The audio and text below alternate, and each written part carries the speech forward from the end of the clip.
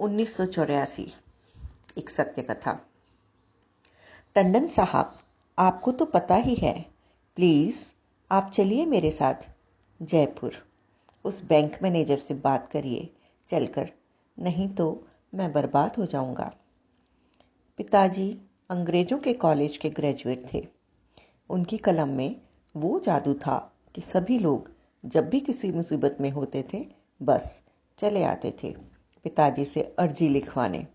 और पिताजी ठहरे समाज सेवक, सभी की समस्याओं को सुलझाने चल पड़ते। पर कल तो मीटिंग है ठेकेदारों के साथ मेरी, पिताजी बोले। रोते हुए बोला, नहीं टंडन साहिब, अगर आज आप मेरे साथ नहीं गए तो मेरे बच्चे सड़क पर आ जाएंगे। मेहरबानी करके ना मत कीजिए। सुनो, बैग में एक जोड़ी कपड़े रख दो। मैं इनके साथ जयपुर जा रहा हूँ, कल शाम को लौट आऊँगा, पिताजी ने माँ से कहा। माँ बोली, अचानक से? हाँ, शर्मा जी को ज़रूरी काम है। और पिताजी जयपुर के लिए रवाना हो गए। मैं स्कूल में बच्चों का होमवर्क चेक कर रही थी कि अचानक छुट्टी का नोटिस आ गया। खबर आई कि इंदिरा गांधी को गोली मार दी गई है।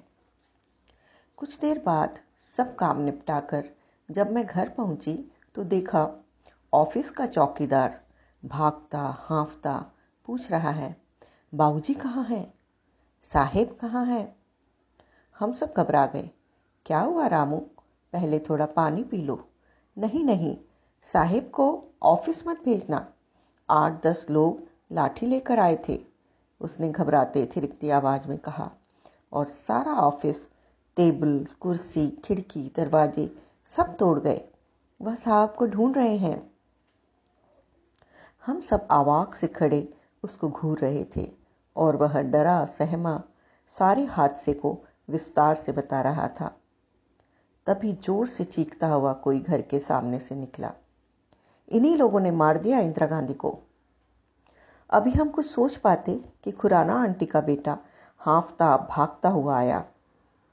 अंकल को गुरुद्वारे भेज दो, मीटिंग है। और माँ की किसी बात को बिना सुने उल्टे पैर भाग गया। स्तब्ध थे हम सब। कुछ देर यूं ही खड़े रहे चुपचाप।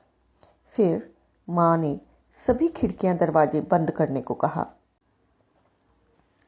मुझे याद आने लगा 1965, भारत पाक का युद्ध।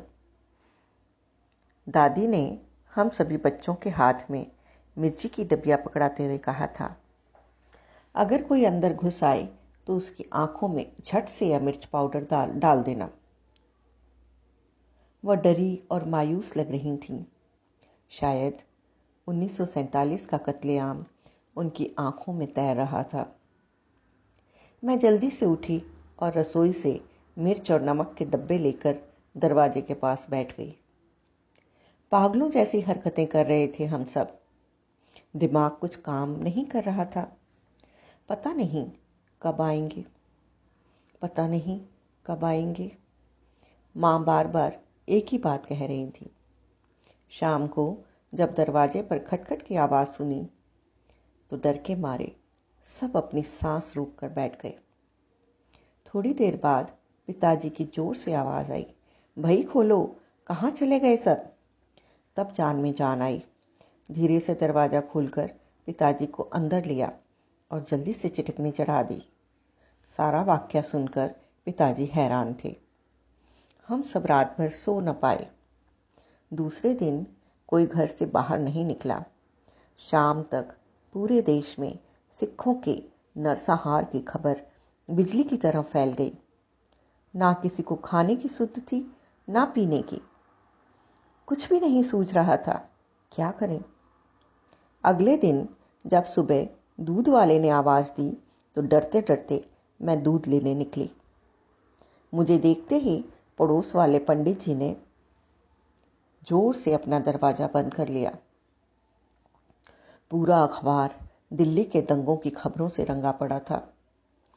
बाजार में सरे आम सरदारों को लोहे के सरियों से पीटा गया और तलवारों से काट काट कर मारा गया।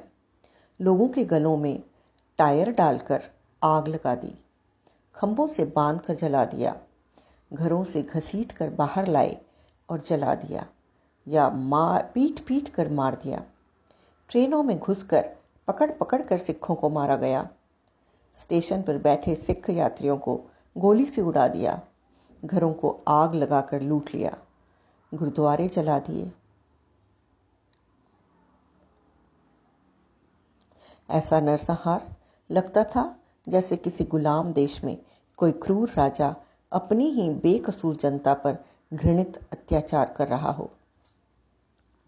माँ ने जिद पकड़ ली थी, हम यहाँ नहीं रहेंगे, पंजाब में किसी रिश्तेदार के घर चले जाएंगे। गुरुद्वारे से संदेशा आया, सभी सिख परिवार अपने लाठी डंडे तलवारें जो कुछ भी हथियार हैं लेकर गुरुद्वारे में एकत्रित हो जाएं। सभी इतने डरे हुए थे कि हाथ पैर भी काम नहीं कर रहे थे, हिम्मत नहीं हो रही थी घर से बाहर निकलने की।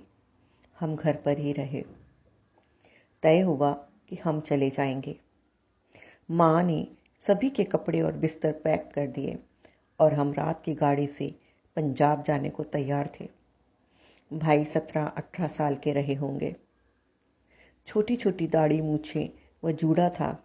भाइयों के बाल खोलकर उन्हें शॉल से अपने मुंह ढकने को कहा। छुपते छुपते रात को स्टेशन पहुंचे। वह सफ़र हमने कितनी दहशत में निकाला उसका अंदाज़ा भी लगाना मुश्किल है। और दूसरे दिन हम पंजाब पहुंच गए। सभी गुरुद्वारे और घर दंगा पीड़ित शरणार्थियों से भरे पड़े थे। अपने ही देश में हम शरणार्थी थे। औरतें बिलख बिलख कर रो रही थी, हाय मेरे बच्चे, मेरे कलेजे के टुकड़े के गले में टायर डालकर जालिमों ने जिंदा जला डाला। दरिंदों ने तलवारों से काट काट कर मार डाला। तो कोई चीख चीख कर कह रहा था, हत्यारों ने हमारे परिवार के सभी लोगों को एक एक करके मार डाला। उनका रुदन और चित्कार सुनकर कलेजा मुंह को आता था। रोते बिलखते माँ बाप अचानक गायब हुए बच्चों को एक जेल से दूसरी जेल में ढूंढते नजर आते थे। पंजाब में उस समय 16 साल से बड़े अधिकतर जवान लड़कों को पकड़कर जेल में बंद कर दिया गया था। शाम के समय बंदूक की गोलियों की धाएं धाएं की आवाज़ से सारा आकाश गूंज उठता था और सुबह खबर आ जाती थी, आज फलां सरदार को मार डाला। आज भी जब वह खौफनाक तस्वीरें आंखों के सामने घूमती हैं तो सिर से पांव तक सिहर उठती हूँ और आंखें डबडबा जाती हैं।